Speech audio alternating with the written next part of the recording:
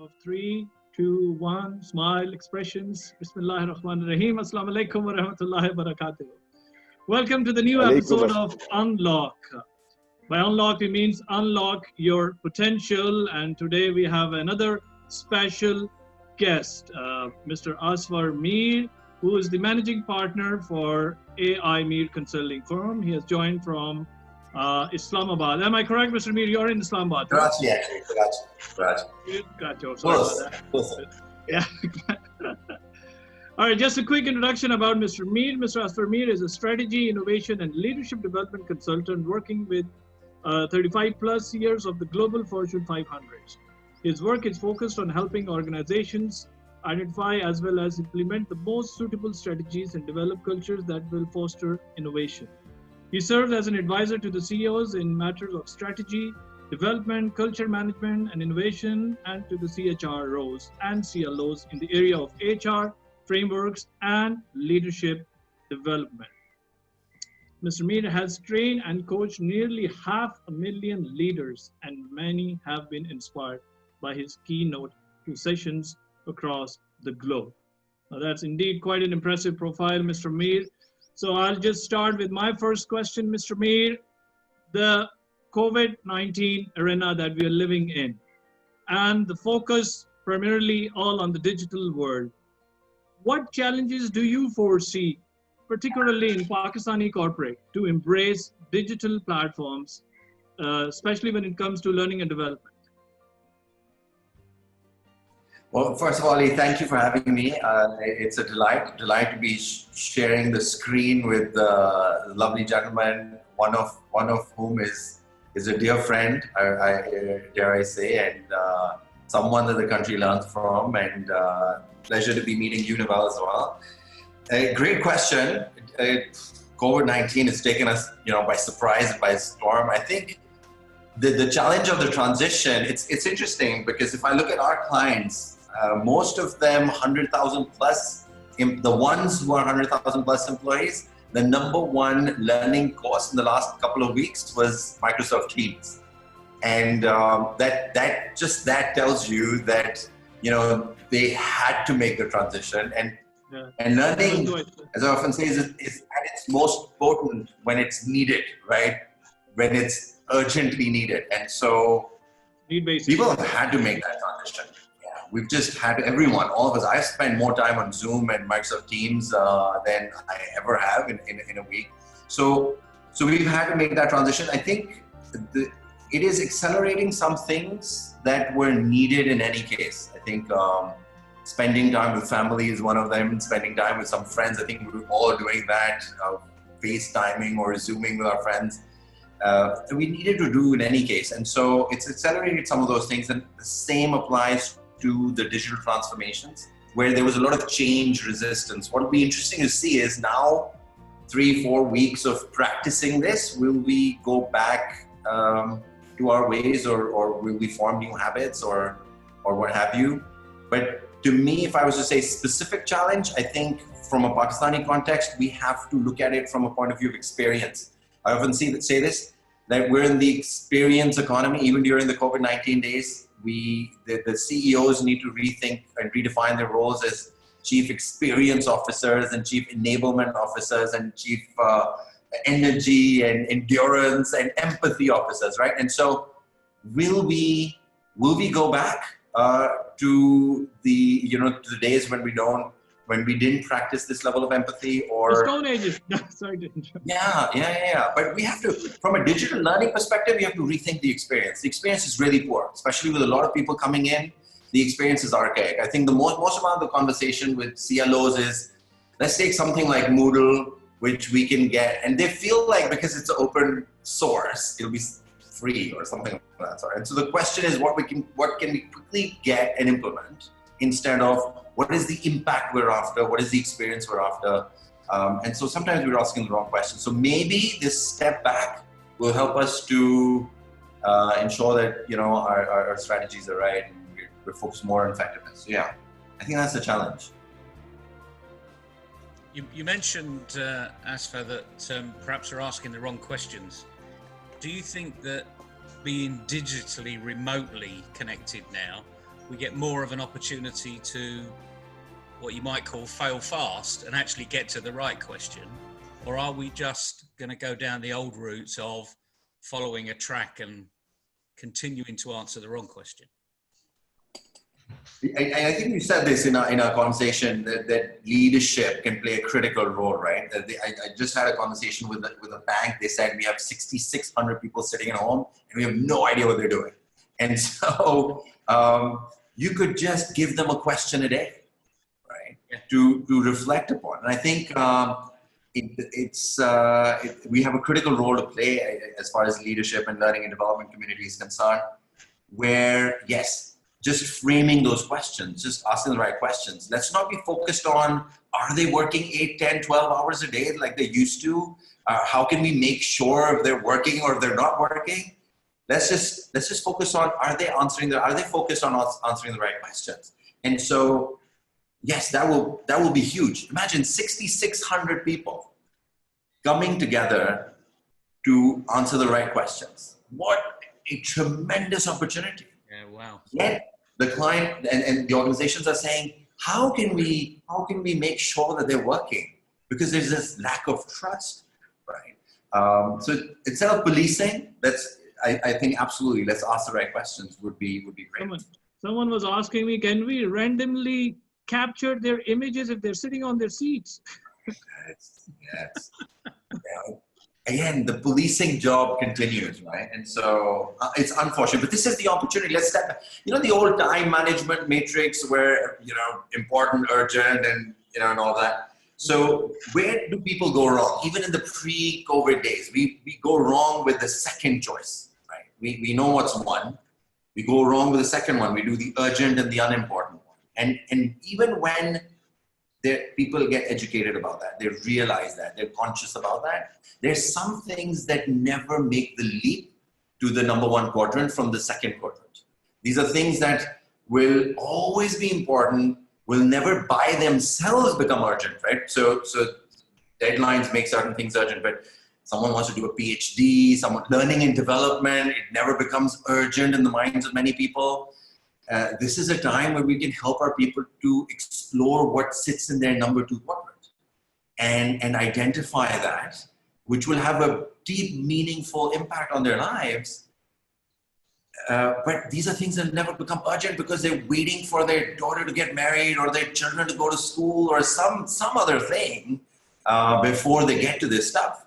And I think digital can be a huge breach of the divides as well. I think talent can come from anywhere now. This us connecting from different cities, different countries, these ideas, these questions can be answered from anywhere in the world.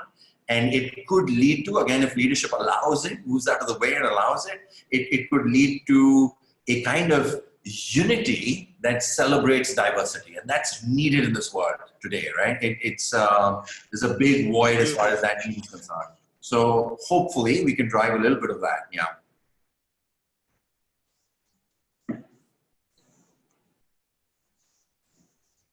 Ali, I think you're on mute. No, I was just, commenting that unity celebrates diversity. That's beautiful. That's a very beautiful statement. Yeah, I love it. I need it, right? We all see it.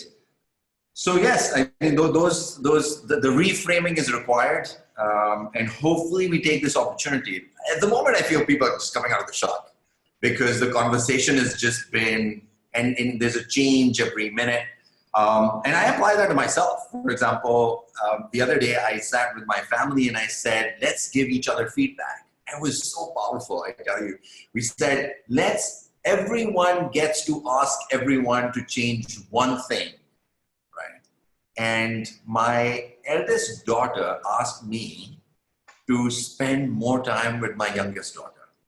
And I was moved at my core when she said that. She could have asked me for anything, right? And the fact that she said that means, you can gather what it means, right? So we can do that right now. We can share ideas with people, what they can do with their families when they're sitting at home. And again, just half an hour of time spent with the family can be so meaningful. Just as we stay in, we need to take a deep dive within. right? And sort of reflect. And this is the time for that. I just feel, and contribute in whatever ways we can. Beautiful. Yes, Kamran bhai.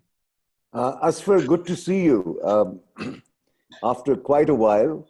And what you have touched on, I think, is very, very critical, that we need to take a deep dive, and particularly while we are stay home, it's an opportunity.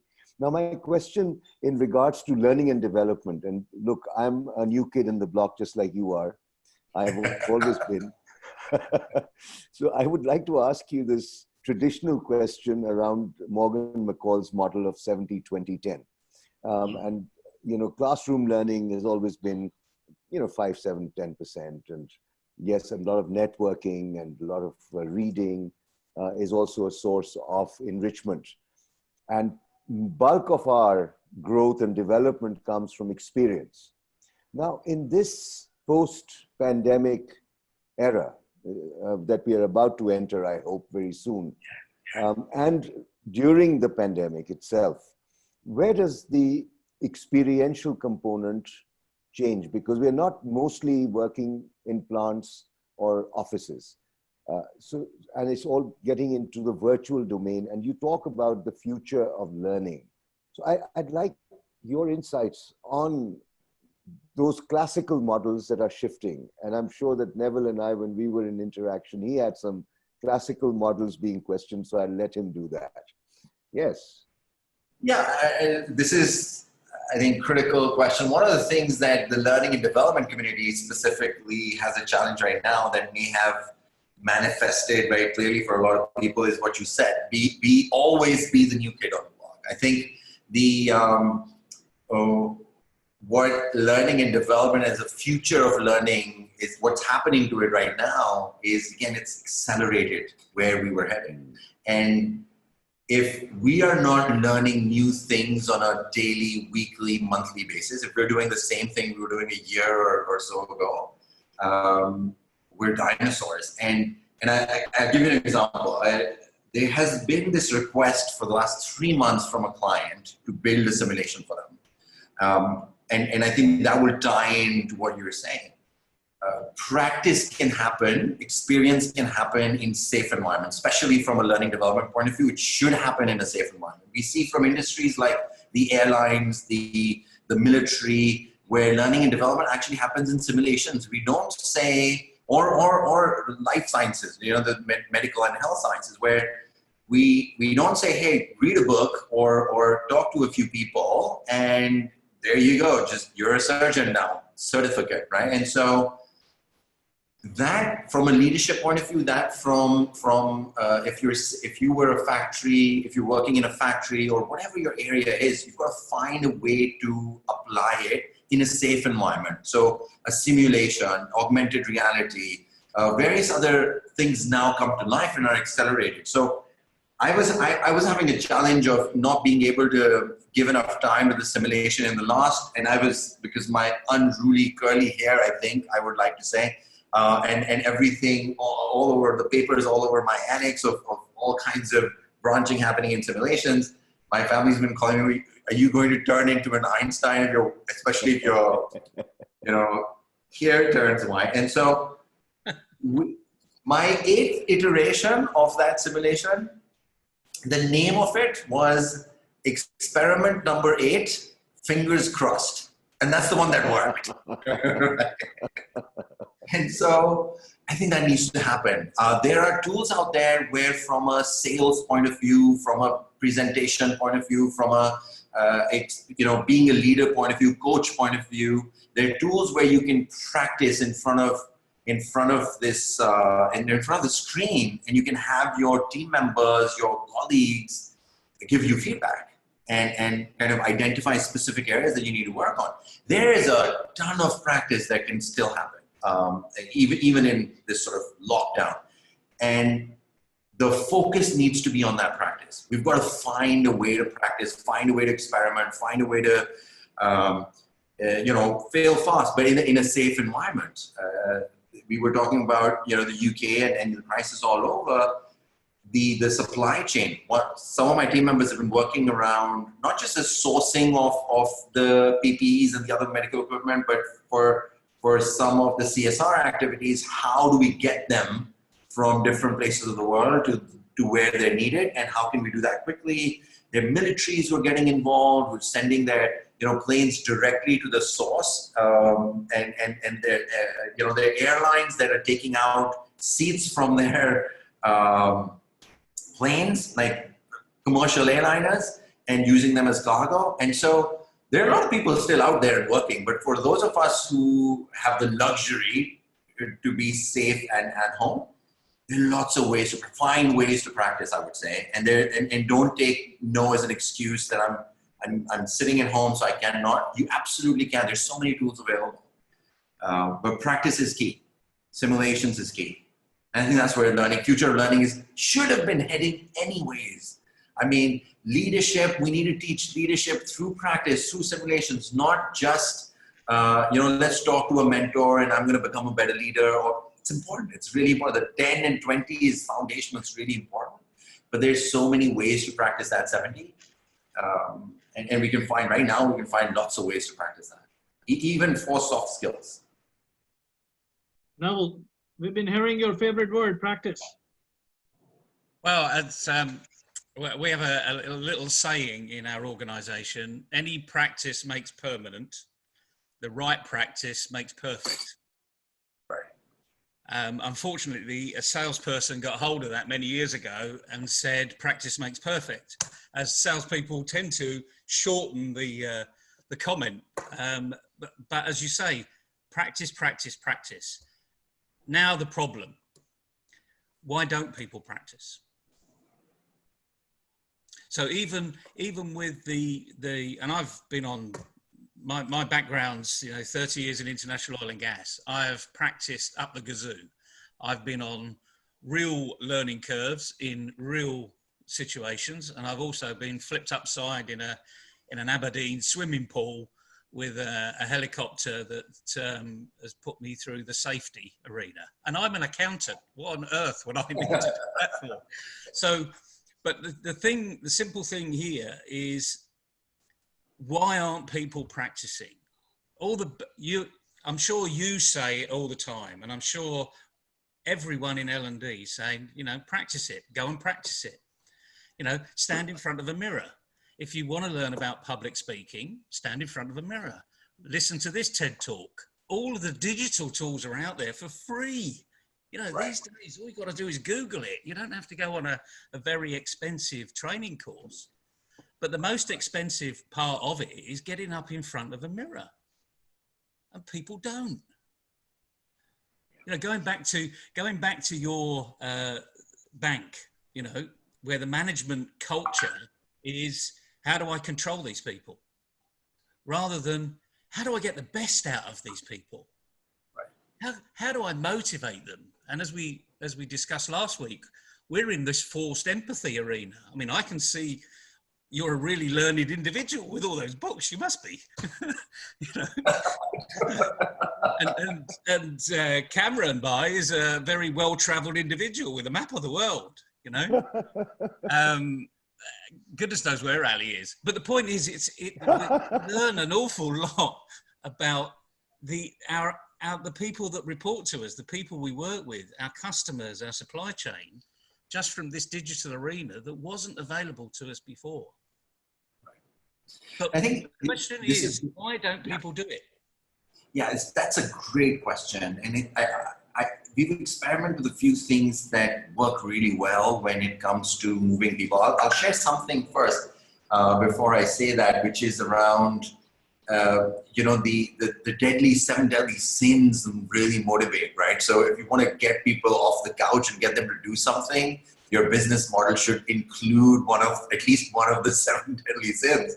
And that's really powerful, actually. And so I think if we're just building a model here, if we were to add another P just to start things off, we've got to add progress in there. And so, don't pursue perfection, pursue progress. For continuous progress will take us to beyond actually our initial perception of perfection. And so, and that's where we can give them the courage that they need to take those steps. And we've got to come back to them on the progress. They've got to feel they're making progress. If Azfar wants, well, he needs to lose weight, but if he wants to lose weight, if there is a program that's helping me do that and it helps me to make progress, I may continue with it. But if it doesn't help me to make progress, if the weighing scale doesn't tell me that I'm making progress, I'm likely to give up on it. And I think at the moment, I can say that with my team, they're experimenting with a few new things that they've never, ever worked on before. So I have realized that some of them need a half-a-day check-in for a progress, feedback. You are making progress. In their mind, they haven't made progress, but they have made progress. They've either identified ways that don't work, they have identified tools that don't work, or how you can hack a few tools together and they don't work together. So they have made progress. And so that feedback of helping them to see, okay, you are making progress, and sometimes just channelizing it. That's the role of that immediate leader, right? And monetary capital is going to be lost. We're already losing it. The leaders have to understand that. But often our journey of leadership starts when we realize that there's more to be gained and more to be lost than monetary capital. And so there are so many different dimensions that people can make progress in. And that's the second step. Let's make progress, but let's make progress in all of these different areas. We call them customer capital and brand capital and organization and talent and leadership capital. But whatever someone calls them, there's more than monetary capital. So the progress, and I provide that provision because whenever we say progress, very quickly people just start talking about monetary capital. And for us to realize, for leaders to create this line of sight that monetary capital in the long term will be built and the growth will be sustained only through customer capital. And then how is that built? Those are the questions. So one is progress, two is how do we, which areas do we want to make progress in? And small, bite size, not, I think leaders are making the mistake of saying, here's where we want to go. Sometimes they do provide that vision, not all the time, but sometimes. And then let's just get there. But not everyone understands specifically how do they experiment, what do they do. This is a great time, I think, in terms of that opportunity to help people and time. We haven't given people this mental space to think about certain things, to make progress in the right direction.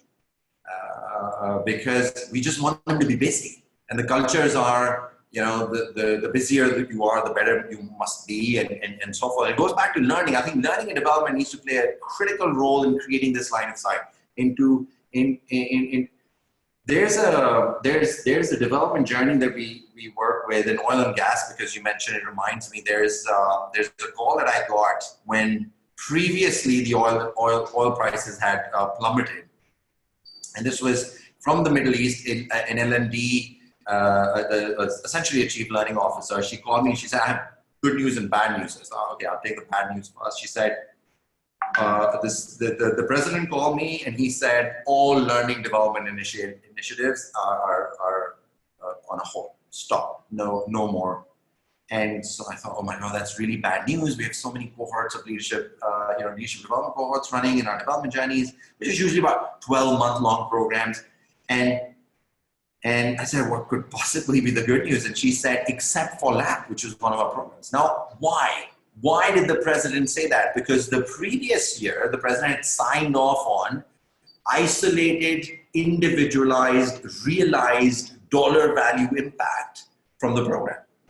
Right? He knew that one of the participants had realized an isolated benefit of $930,000, and this was a first-time leader. Right? An engineer turned first-time leader within the space of the program.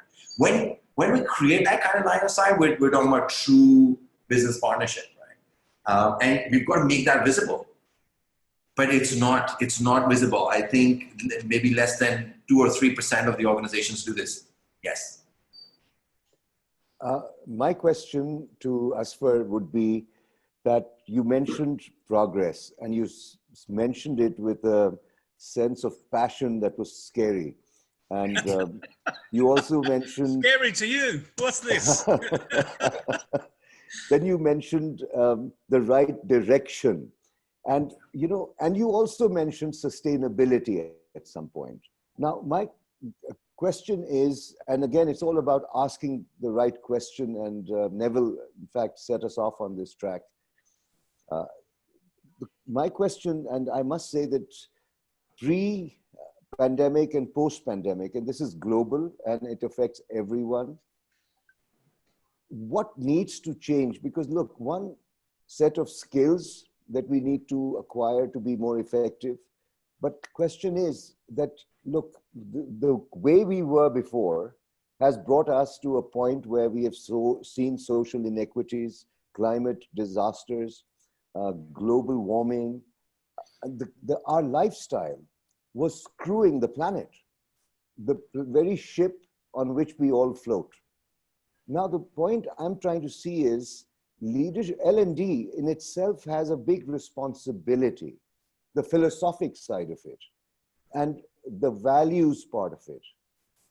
What do you feel L&D ought to be also focusing on, as opposed to just sharpening the teeth of organizations to become more profitable and grow and screw the planet?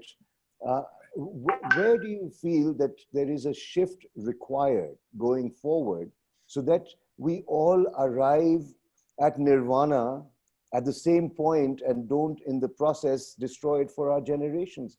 We all have kids and grandchildren. What are we leaving for them? And this is where, you know, I'm asking people like you and myself and Neville, what are we doing in order to inject this responsible conduct, and what habits do we need to question? Because greed is ultimately a driver, no question about it. So, you know, what's your take on this? I think if the pandemic helps us to realize that the virus doesn't define us, but our values do, and if that can become part of our DNA, but it's not, I mean, we cannot pretend that that's going to be easy. And even right now, people are making decisions that are purely monetary, right? Of course, people are being let go. I'm not saying organizations can help not to do that because they simply don't have, the timing was bad for them or something of that sort.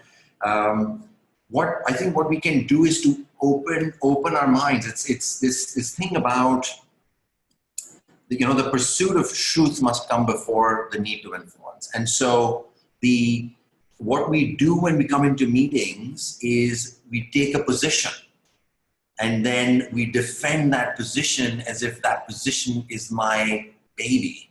And if someone says something or challenges that position, I feel like someone said something to my child. And so if we talk about the specific shifts that need to take place within organizations, then in order for us to give more weight to values, really more weight to values, we'll have to have a culture that supports inquiry before advocacy. This pursuit of collective truth. And we can get to the pursuit of truth quickly, and then beyond that starts the pursuit of meaning. And so how I see that translating for organizations that are focused on monetary capital, and they will be focused on monetary capital. I think you're absolutely right. Greed is a big driver. And therefore, this line of sight for them to see the reality that, and we've started to see this happen. People have started to question the reputation of organizations that are making decisions purely on the basis of truth. That has become quite evident in some cases. And so, and their reputational capital is hurting. Now the question is, how long a memory do we all have? I mean, we all go back, and do we forget all of that? We go back to we go back to the old ways. To ensure that there is a shift, we've got to work on culture. And the shift in culture is collectively we've got to go after the truth. But how that translates in terms of business models, not just for N&D organizations, but any organization, is that we will need to find synergies. I mean, if a client of mine asks me today, how do I keep my cost level the same or reduce it and sustain my level of revenue? These are tough questions today. Some of the ways that we see that happening is that when the workforces start to come back, everyone will have the opportunity to question everything. We've had, and this includes some tough questions, we've had 500 people working in this area. Do we really need 500 people working in this area? What needed to happen with RPA that everyone was predicting maybe in the next 3 to 5 years may happen in 3 to 5 months when people start to come back. And there are clients who are already talking to us about on the AI side of the practice. They're saying, how can RPA help us? Because now we've had to let go of 80% of our payroll in some way. Either we've had to, it's forced leave or whatever it is. But when they come back, our leadership is asking us, do we really need that many people? Do we really need that process? Do we really need X, Y, and Z? And so the question will be, and in the country that we're sitting in, maybe there's an organization that operates in Punjab, but doesn't operate in Sindh. And there's another one that operates in Sindh, doesn't operate in Punjab. And they have fixed costs. One of the reasons they haven't gone to the other region is because they cannot afford that fixed cost to go into the other region, whether in terms of people or offices or whatever it is. I think we can play a role to bring these organizations together and say, look, neither of you have to lose people. Neither of you. We will give you access to another region. We don't know when recovery will happen. We don't know what the shape of that recovery curve will be, but we can help you to prepare for that recovery. So empathize with the people and their families. Don't let go of them. What we can do is we can give you access to another region with the same fixed costs. Bring 2, 3 organizations together. And there are ways to optimize. There was a lot of fat. I mean, let's be honest. Let's empathize with the entrepreneur as well, right? Because let's just not call them, heartless leaders, because they're the ones who put in their blood, sweat, money, and risk into their enterprises. So we've got to find those solutions, bring those organizations together, find the synergies, and go into those, really roll up our sleeves and go into those details. So at the culture level and at the business model level, we've got to play with this and really start to find, who knows, but we've got to find solutions. If it was universities, learning and development already wasn't clear about what the future was, right? I mean, if we talk about what were we supposed to teach leaders for 5, 7 years, no, but there was no consensus. Because none of us knew, and rightly so, we've been proven right, we didn't know what the future was. But there are meta competencies that we all agree on. Like I said, we're staying in, let's take a deep dive within. It's self-awareness. We know from a leadership development perspective, self-awareness feeds various leadership development competencies. So let's work on the meta competencies. They will help. So it's, there are these specific areas we've got to really, learning development community. I mean, there are things that are happening, and I'm surprised that the Disneys of the world and some of the other industries of the world haven't taken over learning and development yet, because they should have. They really should have. And I think because we're sitting in these sort of non-collaborative silos of these egos. There's if I may, there's a sort of a share, as we call it, or a little poem that has this meaning, and I'll translate that into English as best as I can. It said that तुमसे पहले वो जो एक शख्स यहाँ तख्त नशी था, तुमसे पहले वो जो एक शख्स यहाँ तख्त नशी था, उसको भी अपने खुदा होने पर इतना ही यकीन था.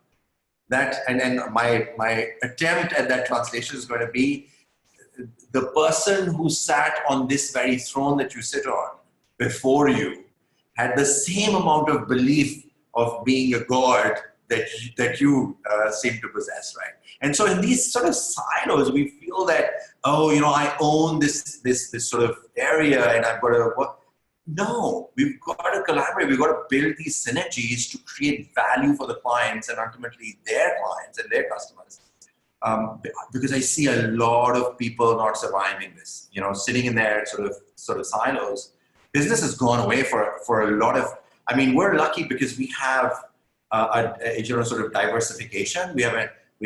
Our L&D practice has taken a huge hit, especially all of the L&D work that I was in Islamabad, my session 3 weeks ago on a Friday was canceled, and everything else, which were live sessions, were of course canceled, right? Some we could convert to virtual sessions, some that were, and that was interesting for me, for organizations to think which ones were critical and which ones they could just, you know, sort of postpone. So that was interesting.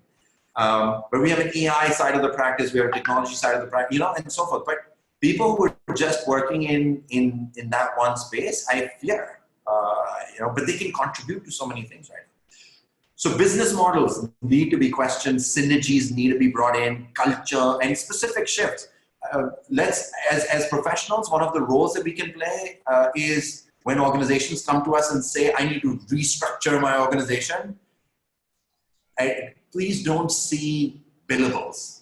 See, you know, the salaries of the people that run their kitchen and the food in the mouths of their children, right?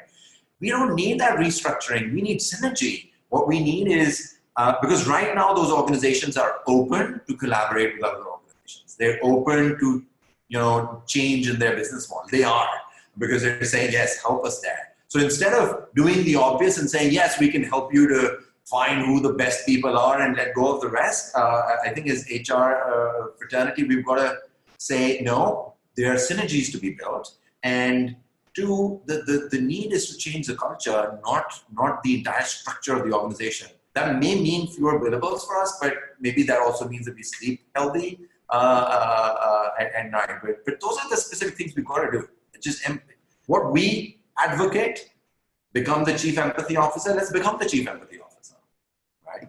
Experiment officer. Your experiment. You've just renamed the CEO, but that's fine because I love it. I remember different things so far. Endurance. I'm now thinking about words with E. You've got to stop me otherwise. Well, inspiring starts with an I, so you don't have any worry about it. But I think I love what you were saying. I think the interesting thing where you first started was why was your organisation the only organisation that was kept on to do proper L&D? So just hear me out for a minute. Learning and development has a cost and it has a result. And if the result doesn't at least meet the cost, you're sacked. It's as simple as that, really. And this is where the you know, Kamran and I, and he saw me present a few years ago about the Kirkpatrick model. I'm sure you've probably heard of it. The only reason I know about it is it was created in 1959, which is what the year I was born. That's how old I was. But I was introduced. I'm not from the L&D background. I'm a very practicing accountant. I've worked at the strategic level, but also at the operational level, and saying, do you know what, guys, we got it wrong. We need to change the strategy. And being bold enough in a very tough arena in oil and gas, because you don't make many mistakes and stay around long. You tend to find you're pushed into the oblivion.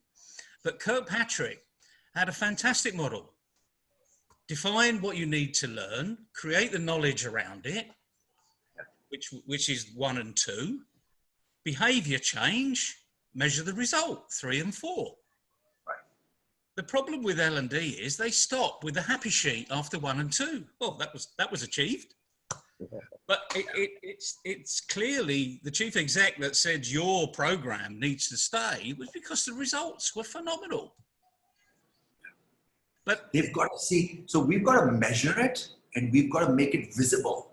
Absolutely. Right? We've got to make it visible. Yeah. And so there are specific things that we do to make sure that the board sees it.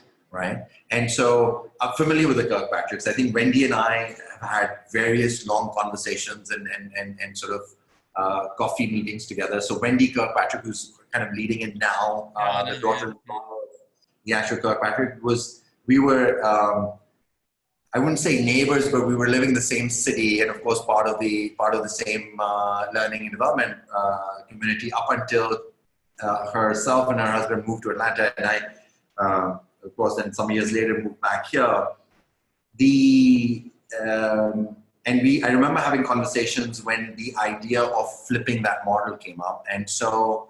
And for those people who are not familiar, we've got to start with the impact required. And I think it is a brilliant one. We've got to go the other way. We've got to start with 4 first, and we say, okay, what is the impact that we need? And then how do we design for that impact? And let me just stop you there, yes, just for one second. Because if you go back to the original thought process of old man Kirkpatrick, that's exactly what he said. Yeah, exactly. What do you want to achieve? Let's look at the behaviors that are going to achieve that result, and let's put the learning and knowledge change in place. But then he even went on I think in 2005, if memory serves me right, he and his eldest son wrote a book about the Kirkpatrick model, and he talked about the catastrophic disconnect between learning and attitude change. Right. Because and that's half the problem.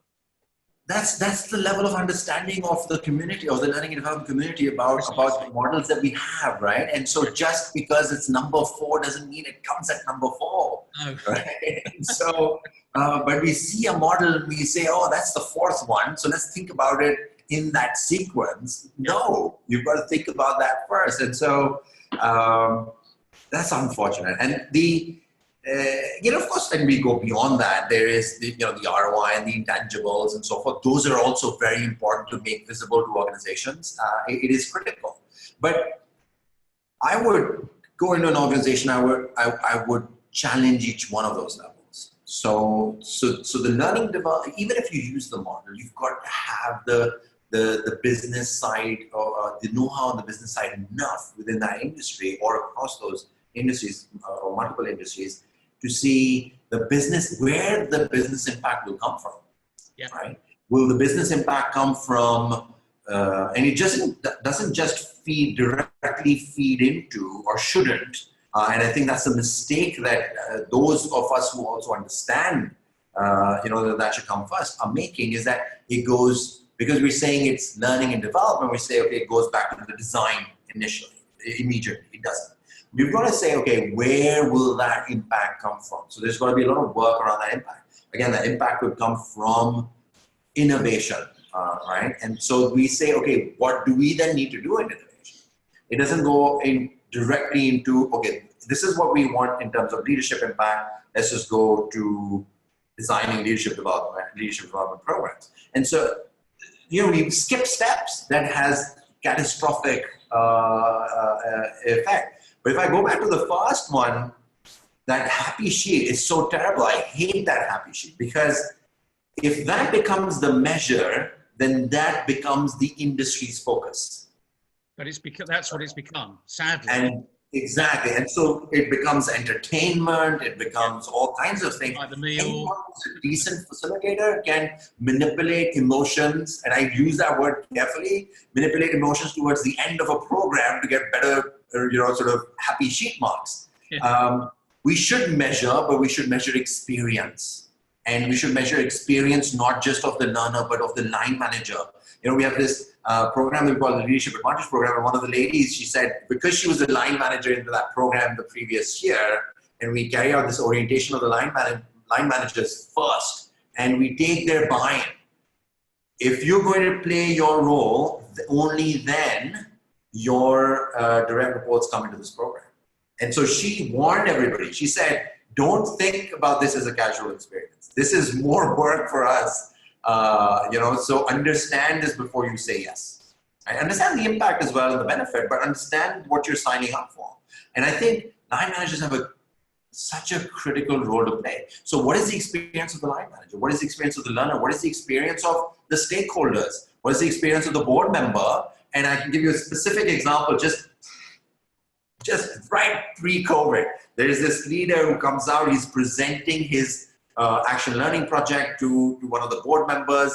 And this is where leaders need a flex, right? So he's given this feedback right before the presentation that please start with the impact. But he has a certain personality and he needs to go into detail first. And so he does that. And he goes into detail. The board member looks at his watch and says, looks at everybody else and says, how much time have we given this guy? And so one of the members, one of his team members looks at him and says, flex. That's the cue for him, right? So he says, let me just take 1 more minute and I'll go to my last line. He goes to the last line. 99 million rupees of impact, realized impact, already created was on the last slide. The board members' body language went from, how much time to this. Wow. And he's saying, so you're saying this has happened?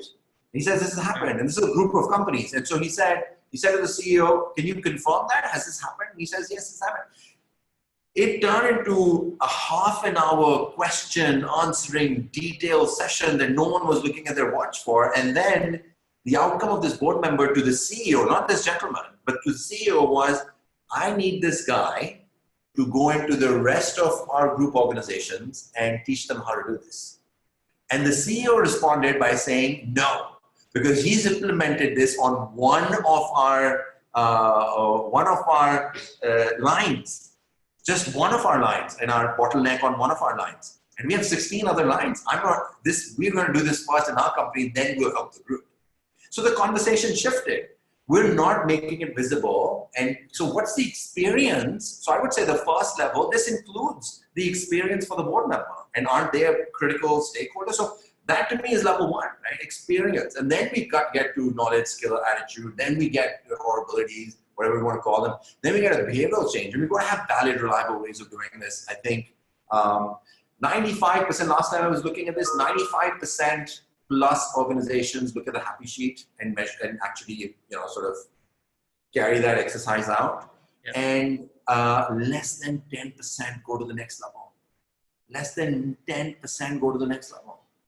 That's the state of the industry we're in. So I think how will we get it? Why would even if there are intangible benefits of your learning and development effort, if the right people don't see those benefits, why will they say yes? Maybe they are creating those benefits. Maybe your training program or what have you is creating that benefit, but they don't see it. So we've got to have methods that in a valid, reliable manner we don't include macroeconomic factors when we do this. Oil price going up, simple methods, right? Create control groups. If what you're doing in terms of learning interventions is working, then show it. Give the proof and not just the promise, right? And the next time you go back to that stakeholder, give the proof before the promise. But the industry, sadly, a majority of it is just a promise. And I'm not saying that they don't they don't deliver on the promise. It's just that they don't give the proof. So we've got to have that. I think we've got to elevate the profession by showing that that evidence. So evidence-based development. Equally, you mentioned, everyone's in survival mode at the moment, and they're probably doing things that they wouldn't do ordinarily just to keep the cash in the business. And I'm prepared to give a little bit of latitude, if you like, to a chief exec that says we just need to make sure we don't hemorrhage.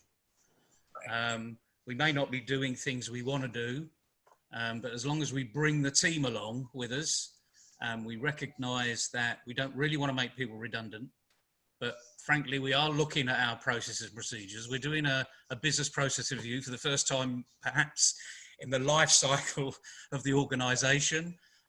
We may look at this from a zero-based budgeting arena, which is probably where that chief exec said, we're going to keep these guys because they know what they're doing, the rest can go because there's no value.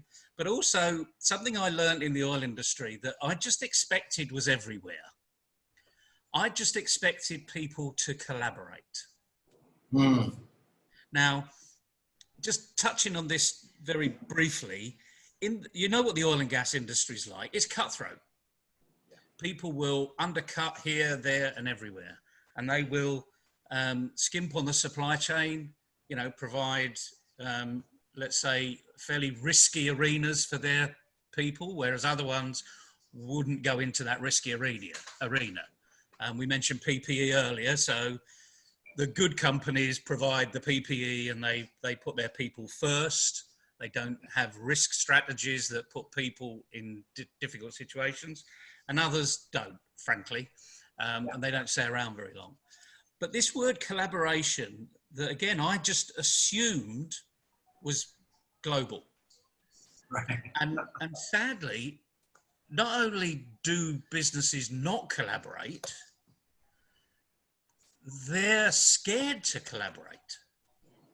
And yet what makes oil companies comfortable to collaborate? And the simple answer is they can't afford not to. You know, there are only a few large organizations in the world that can go and drill a sequence of oil wells on their own and take that risk 100%. Yeah. You know, BP, Shell, ExxonMobil, perhaps. But Aramco, Aramco, yeah, but maybe. even they're open to JVs, right? For specific sites, they absolutely very frequently carry out a particular well or a particular project on a JV. So why not? And equally, there's a standard joint operating agreement. You know, it's a global standard now that everyone says, you know, you've got 62 pages, and as long as I can read the right word in the bottom right-hand corner and the right word in the top left-hand corner, I'll sign it and I don't have to check it. I mean, that's how simple that culture has become, because now the agreement's been signed. Let's get on with it. Let's prove it, you know. So it's about action, action, action. You might call it experience. But why haven't we got this in every other business, in every other sector? I mean, we don't even have that in organizations that have got ivory towers. There's no cross-functional discussion going on. Just like your experience with that chief exec said, no, I want to make it right here first. My answer was, do you know what? 3 days a week you can do it where you are. 2 days a week, I want you to go and teach them how to do it. Right. Because everyone goes along. You know, so rather than being selfish and saying, no, let me finish, let's spread the right word because they might do it better than you're doing it. And the next one you do can be taken to another level. So even there, with the greatest answer at the time to the board, and the board said, yeah, absolutely fantastic. Who on that board says, hang on, it's the greater glory here we're after, not your personal ego trip, you know, so that your organization looks great in the rest of the divisions. Right. And how can we quickly transfer that over, you know, that learning over? Even in the oil and gas, there is so much. So in industry that is used to doing that, there's so much potential. And I think that could be a learning for various others. I'll give you a specific example. There is an oil and gas company that is looking to increase revenue and production. I mean, no surprise. And from their practice, in a country like ours, CO2 emission just goes up. You know, so when you're drilling, there's CO2 emission. They don't do anything with it. It's not part of their core, you know, purpose. They don't want to do anything with it. But now times are such that they want to make sure that they extract value from each area, but it requires capex. As a country, we're a country where, or in other places, we're importing CO2, right? Whereas there are industries that are just releasing it in the air and letting it go. Up it goes. Up it goes, right? Yeah. There are some clients that we have in the US who are looking for carbon credit. They don't care about the capex. They're saying, you know what? We can give you the money if you can get us the carbon credit. Yep. And that's a beautiful collaboration waiting, you know, and there's so many such examples. And so this collaboration needs to start to not just within industry. I mean, absolutely. It needs to now cross. And the organizations that will do that will innovate and, you know, will make use of the recovery. It's very, very obvious. So those synergies are there. We've got to work on those synergies. And right now, I feel that the biggest opportunity is that those closed minds are open. They're saying, okay, no, what can we do? I mean, we need to do something. So what can we do? Ji Kamran bhai. Right. So, Azfar, I would like to ask you a question around a Chinese proverb, and I'm sure Neville can shed some light on it. And Ali, I'd like your thoughts on it too, because you're someone who's an eager beaver, and I've seen you to be like that for about 30 years. The question around the quote or the phrase is this: when the student is ready, the teacher appears. Now, my question to LND and myself and to you, Azfar, and your perspective, because we all have perspectives, and Ali, you know, when is a student ready? Because if he or she is, then learning is, you know, it just flows like oil from the ground. And if the student ain't ready, LND can just flop, because you can take a horse to water, you can't make it drink. This, to me, is a question which I'd like your perspective on, Neville's perspective on, and Ali's as well. Because, frankly, if we can get people in that state, 90% of our work is done. I'll let everybody else go first. I think Ali, you want Hey, he's the guest of honor. He's the guest of honor.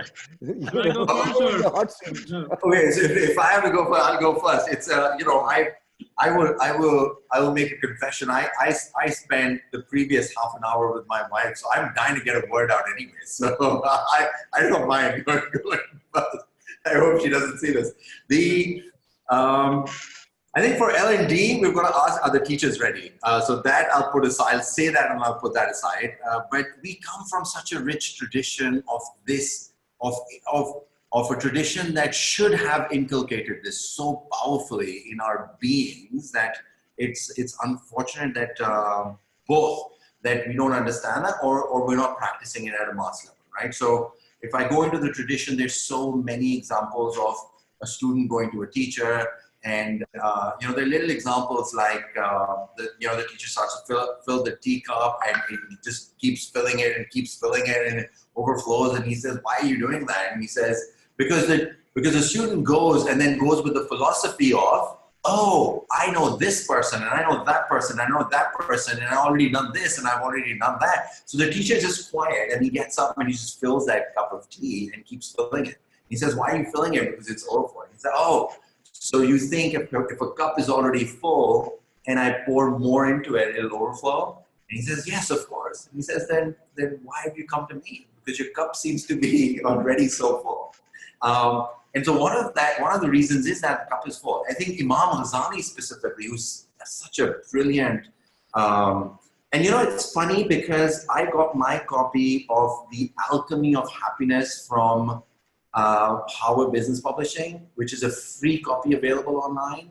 And it was interesting that Howard publishes these digital copies of in-demand,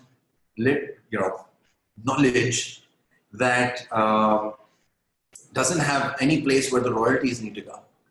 And so, they feel this is useful and valuable, but it's free.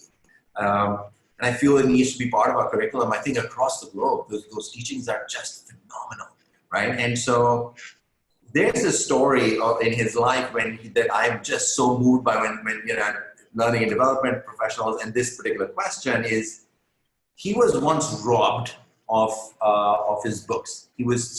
He spent 3 years in research and learning from different people, and he was taking notes, you know, in his notebooks, and he was taking these notes, 3 years worth of work. And he had them in his bag, and in those times, this bag was a special bag, because usually people would keep their monetary wealth in that bag. And he had his books. And so all of these people in this group who were traveling got robbed, and all of their bags, you know, the thieves were running away with the bags on horses. So he kept following them. And he's the only one who had books. And everyone else had jewels and whatnot. And he kept following them to a point where the chief thief stopped, and he turned around and he said, "Look, if you don't stop, we will kill you. And he said, look, in my bag are books. In my bag is my knowledge. I have accumulated that knowledge over the past 3 years. Just give me my knowledge back. It's of no use to you, but it's my knowledge. They're not my jewels. And the chief thief laughed. He said, what kind of knowledge do you claim to possess that I can steal from you? That I can take this bag and take away from you, right? And so for him, what happened for Imam Ghazali was he said, I knew that this was meant to happen because I was approaching my own growth and maturity and development in the wrong way. And he said, I stopped pursuing them because the way I had acquired that knowledge, in that moment, I realized was not the right way. So he went back. And he's a wonderful sort of maturity journey in his life, which is all documented. But so we've got a question: is how do we create that openness? And truly, if the student is ready, like for example, the other day I was speaking at this leadership conference, and a really funny thing happens where I think speaks to this. So I introduced myself as a student of behavior, student of leadership. Right, and it was a 60-minute sort of keynote, and I finished, and there were like 500-600 people, and one of them came up to me later on, and he said, so where are you a student? I mean, which university are you? So I thought, wow, I've got to be careful about how I, phrase myself, because people, the communication is whatever he understood. But I think going back to what you said, a new kid on the block, that attitude, we've got to inspire people with that attitude. We all the time need to keep on learning. And so today, more so than others, one of the meta competencies is learn how to learn. We don't know what skill will be required, to be honest, in the next 5 years, but self-awareness and our ability to keep on learning will. And it's not the big data, it's the small data within the big data, right? Where the meaning is hidden. And so if you look at what differentiates successful CEOs, I think one of these became very popular, that successful CEOs of large organizations read at least 20 books a year versus MBAs who read less than 20 books in their entire lifetime after graduating. I mean, imagine the richness of perspective of people who have such a difference, in what they're consuming. And so this openness, I go back to this thing that we work with, we call it the influence openness matrix, where the learning from that research is that, again, openness, this balance of influence and openness. The sequence in decision making is we all need to pursue truth first and then identify who's saying what. It goes back to simple things like what's right instead of who or how many. But unfortunately, we go into a meeting and we want to see where everyone is, and then I decide accordingly what my opinion should be. Big shift is required there to open. If any one of you go into a meeting or other people such as yourselves who influence so many, and you make a mistake and you're okay about it. Jeff Bezos has this beautiful story he tells about the early days when he was sitting and they are doing everything themselves. And he said that the person at DHL or UPS was his friend. Even if he would go at 5:15, he would still open the door for him. And he said, me and one of my partners, just two people in Amazon, hard to imagine. He said we were filling the boxes ourselves and our knees were hurting. And as we were doing that, I told my partner that, you know what, tomorrow I'm going to get us knee pads because, I think we deserve that and my knees hurt. And he said, my partner looked at me and he said, Jeff, we don't need knee pads. We need packing tables. So we don't sit and do this work, right? And so he shares that story with so much enthusiasm. And I think that passes on to other people. That we can be wrong, we can experiment. If his perspective could be wrong and he's the guy who started all this, then so what if I made a mistake? And so keep that, sort of tea bowl empty. Make sure we're acquiring knowledge in the right way, that realization of Imam Ghazali. I think go in front of people and share stories about the mistakes that we made and how that changed our lives. And so those would be the specifics I would say, but thank you. I love that, because from a very practical arena, you gave all the experience that anyone could ever even want, frankly. I've heard that Jeff Bezos story so many times, but it still makes me laugh, because it goes back to what we've first said in this conversation. When is a student ready? When they start to ask the right question. In many respects, it's obvious, because if they're constantly asking the wrong question, then Google it. You can always get the answer. But if they're starting to ask the right question, then a discussion is needed, because it's that open mindset. How are we going to solve this? And the likelihood is we probably never met it before. So this is where the fundamental part, and you mentioned it, awareness. The role of a coach is to raise your awareness so you take action.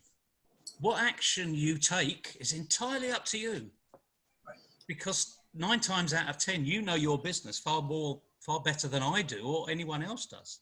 So if you've got through that blockage, I mean, this whole thing is called unlock. So we're actually unlocking our mindset, unlocking ourselves, giving ourselves permission to speak openly and raise our own awareness so that we can contribute to people to say, well, I thought you knew that. And the answer is they probably didn't. As you said, you're surprised that L&D hasn't been taken over by a better group. In many respects, this is where L&D have got the opportunity to really make a name for themselves. Exactly. I mean, when we go into organizations, I'm really not bothered what you've done, how you've done it, where you've done it. I'm saying what results you're getting. Are you prepared to take a risk? Because by asking us to come and work with you, I'll guarantee you've never done what we've done. You've never experienced a raising of your awareness, of having the freedom to fail fast, make mistakes, for managers not to go into a meeting where the answer's already been decided through multiple pre-meetings, that ultimately, what's the point of the meeting? What's the point of decision making? So I think we're in this really interesting arena where COVID has really turned the world upside down. Whatever anyone says currently, they're going to be wrong. But we've got an abundance of people who are prepared to stick their neck out. Yeah. We've also got experts. And predict. The best for me is the predictions. We didn't know what was going to happen pre-COVID. Forget about it now. No, absolutely. But the best thing is we've suddenly found experts that are not expert in COVID, but are experts in people's behaviour that have never been experts in people's behaviour. In fact, when you look at them, they're so bad at their own behaviour that you would think, how on earth is this person ever going to get employed? But I think this is the beauty of it. When is a student ready? Teachers will always appear. We've got experts stuck in bat caves all over the world waiting to be asked. But the thing is, no one's asking them. Now, because of COVID, suddenly people are being asked, how can we do this? Can we do this a better way? Can we collaborate together? I want to open an office in Lahore, but I can't afford the cost. Can you find me a company that does something like we do, and we can share our IP and 1 + 1 is 3, Now I've just turned mathematics on its head. I mean, my maths master at university would say, Neville, you're mad. 1 + 1 is always 1, or 2 rather. I've got that wrong almost. So carried away with it, but this is it. This is an opportunity to raise our awareness. Everyone can become a coach overnight. Start to work with your team, but start to ask yourself that question. Am I ready? And if you're not, ask the question, why am I not ready? What am I missing? And at school, this is the bit where Ali and I get motivated. Not that I'm not motivated at the moment and animated, but this is about students all the way through their career, by the right teachers, are inspired to ask those really complicated questions. And the inspiring teachers, and we've all had them, you know. Kamran and I are of a certain ilk, you two are much younger, but we can remember one or two inspirational teachers that really drove us on. And the likelihood is we were good at the subject too, because we wanted to please the teacher. So that thirst for knowledge, you know, 16, 17, 18, university, we need to instill that. We need to instill the thirst about, it's not just a degree. Life is bigger than a degree. A degree is a facilitator. And if we can get to people to say, am I ready for the next move? And then answer the question, what do I need to do to get ready for the next move? And then Google it, they'll find their route. The problem we've got is people are scared to do that. So thank you. Not ready because they're not open. They're blocking themselves. And this is where I think we've got to get to. Certainly a lot of the work we've been doing over the last 3 years in Pakistan, it's about not raising the expectations, but raising the understanding of, for want of a better term. Because let's face it, you know, I'm a has-been. I've had it. My years are over. Passing on that experience so they can move much, much faster, you know, put our old heads and our experience and be open to share that experience with them and say, this is what we did then. Go and find out if it works now. And if it doesn't, don't worry about it. The likelihood is you need to make a few tweaks. As you said, Azfar, this isn't about wholesale change, typically. You know, the days of the 1,000% increase have gone. You know, let's be realistic, even in big data arena or mega data, as I've heard it talked about recently. It's those 1%, because they soon add up. If that makes sense. Thank you, Neville. Ali. Yeah, I'll be quick, Kamran. An excellent question. And just in continuation to what Azfar and Neville said, it's about you know, self-awareness, realization. But on a spiritual quotient, as Azfar touched upon Ghazali, you know, school of thought, the Sufi school of thought, and so allow me to also take a case study from Al-Quran. And Neville, you must have read it in the Old Testament as well. The case study of Joseph, Hazrat Yusuf, as we say. You know, when his brothers came back to him when he was, you know, put down in the well, and then he came out and he became the king of Egypt. You know, all that story you guys must have heard. And when his brothers came, and he's the one who actually, you know, he realized and he knew that they're my brothers, but he didn't reveal his identity to them. And they didn't know that he is the same Yusuf that we had left, you know, thinking that he has died. So he had a good conversation, but he never revealed his identity at then. And somebody asked him, you know why? He said, because they're not in a receptive mind right now to understand what I'm going to say. So he rather waited. And then there was a famine and they came back. Now he was in the giving position and they were in the receiving end. And then when he revealed his identity, look what you guys had done to me and look where I am now. So Al-Quran says that is the time when they were actually embarrassed. So they actually learned. You know, he could have said that earlier, but he waited for the right time. So it's all about the environment, the right scenario. You have to create, you have to wait when you are speaking. So, you know, the responsibility lies more on the coach and the teacher to wait for the right moment or to create that environment that the student is in the receptive mode.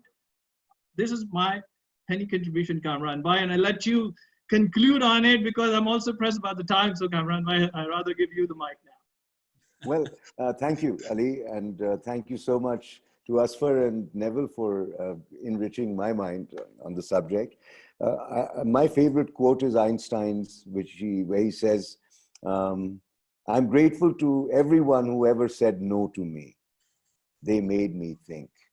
Very good. And I feel that this COVID-19 or corona virus has been a big kick up our butt. And I think it's a wake-up call. And I have a feeling that, thank God for what happened. We weren't waking up. This is a mega kick, and it is across the globe, indiscriminate. It's very diverse and very inclusive. We needed this, and I'm grateful to God for it. I know hard times are ahead, but these hard times will turn us into better people. Inshallah. Inshallah. So over to you, Ali. Thank you. Thank you very much, Kamran Bhai. Very beautifully you've summarized. And I really want to thank you, Mr. Azfar Mir, for taking the time. I know I've been pushing you on the WhatsApp on the side to respond. But really, really appreciate it. And I'm very happy and very glad that you finally came. And it was quite a learning experience for all of us. And I learned a lot today. And I hope our viewers and those who will be watching it again in the recorded format will learn a lot from this very, very intense discussion on the L&D that we had today. So thank you very much once again for coming. And thank you, Kamran Bhai. Thank you, Neville. So you all have a good day, good afternoon, good evening, wherever you've logged in. Thanks, from. Cameron. So Thanks, Azfar. Take care. Assalamu alaikum. Thank you. Pleasure meeting everyone. Take care. Thank you very much. Take care. Be safe. Bye. I'm going to answer you all of this. Okay. Allah Hafiz. All right. Thank you very much. Take care. Bye-bye. Bye-bye.